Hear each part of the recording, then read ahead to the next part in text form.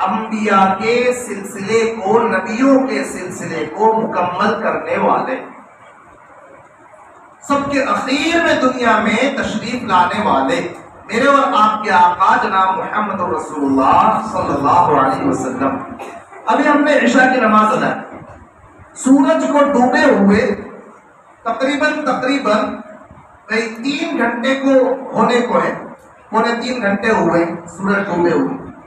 سورج جب ڈوبتا ہے آفتاب غروب ہوتا ہے، تو آفتاب غروب ہونے کے بعد ایک ستارہ آسمان پر نمودار ہوتا ہے۔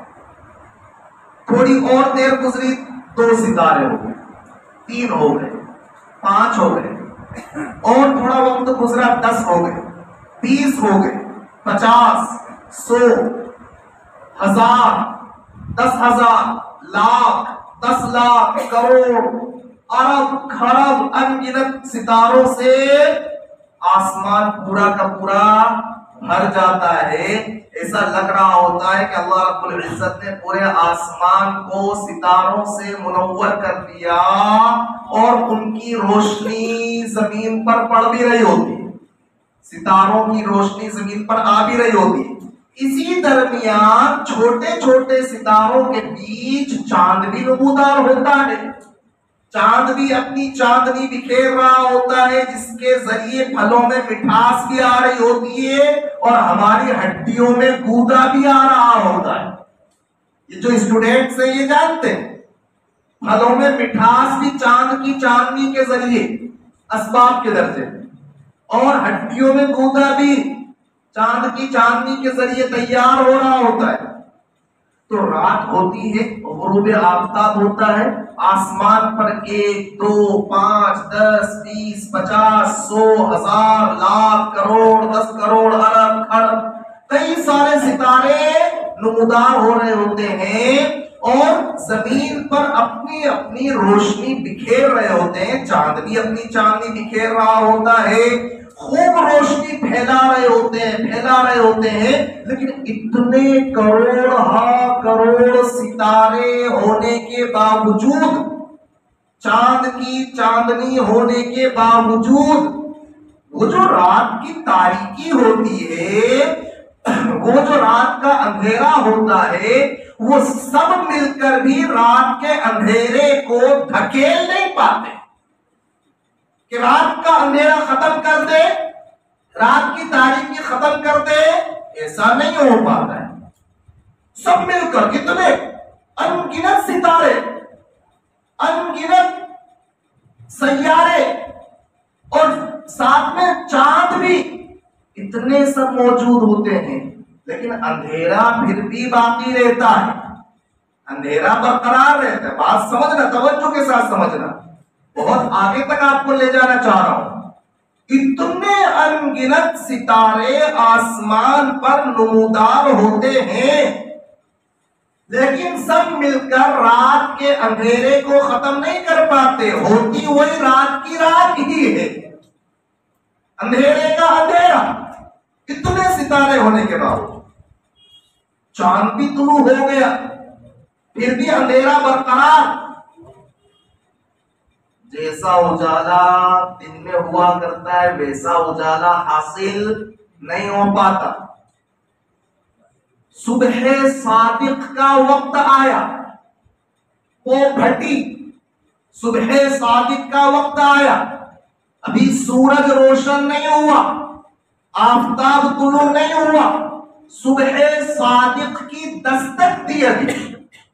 صبح صادق نمودار ہوتا ہے اور اجالا پھیلنا شروع ہو جاتا ہے۔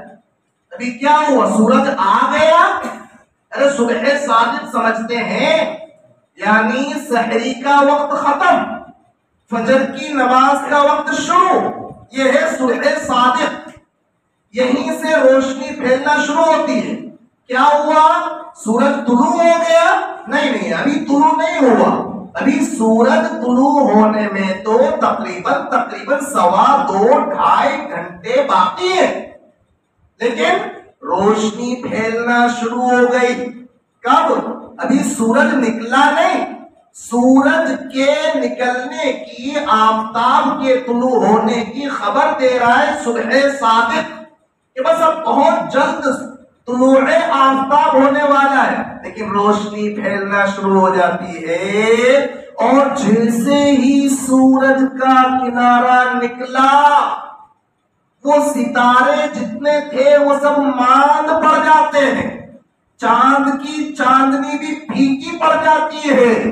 ادھر سورج نے اپنا کنارہ نکالا اور دنیا بھر میں اجالا ہی اجالا ہو گیا۔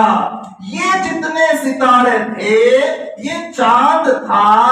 اب سمجھیے کہ نبوت اور رسالت ایسی جیسا کہ آسمان، یہ نبوت کا آسمان، اس پر سب سے پہلا ستارہ چمکا حضرت آدم علیہ السلام کے نور کا، پھر ستارہ چمکا شیس علیہ السلام کے نور کا، پھر ستارہ چمکا ادریس علیہ السلام کے نور کا، پھر ستارہ چمکا نوح علیہ السلام کے نور کا، پھر ستارہ چمکا دیگر انبیاء اکرام علیہ السلام کے نور کا، حضرت ہود علیہ السلام کا ستارہ چمکا، حضرت صالح علیہ السلام کا ستارہ چمکا، حضرت لوط علیہ السلام، حضرت ابراہیم علیہ السلام، حضرت شعیب علیہ السلام، حضرت زکریا علیہ السلام، حضرت موسیٰ علیہ السلام، حضرت ہارون علیہ السلام، حضرت یحییٰ علیہ السلام، حضرت عیسیٰ علیہ السلام، حضرت الیاس علیہ السلام، حضرت ذوالکفل علیہ السلام،